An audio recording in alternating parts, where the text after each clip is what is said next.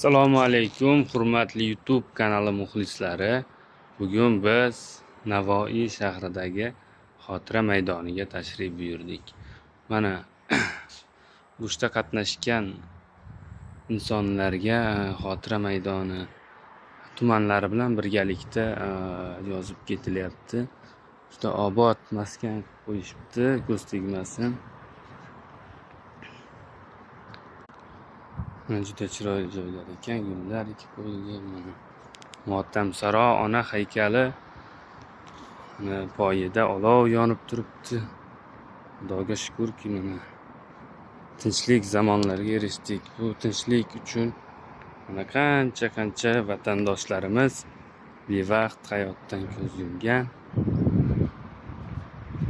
Mangu barhayotsan aziz dilbandim.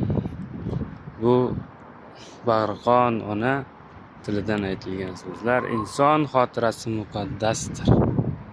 Albatta o'tgan ota-bobolarimizni xotirlab turish har birimizning farzimiz hisoblanadi. Mana bu yerda Nurota tumani.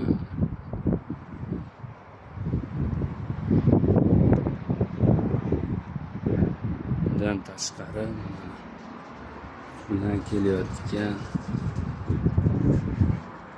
Nurota tumani xotira kitobi. Navbahor tumani xotira kitobi.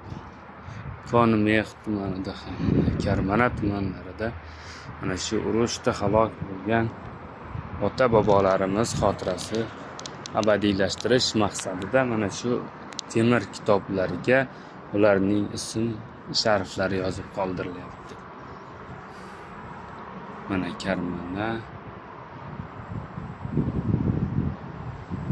Mana shuncha bobolarimiz urushga ketib, urushda mardlarcha halok bo'lgan. Juda yaxshi maydon hozirlanmoqda. Keyingi sayohatlarda ko'rishguncha xayr deb qolamiz.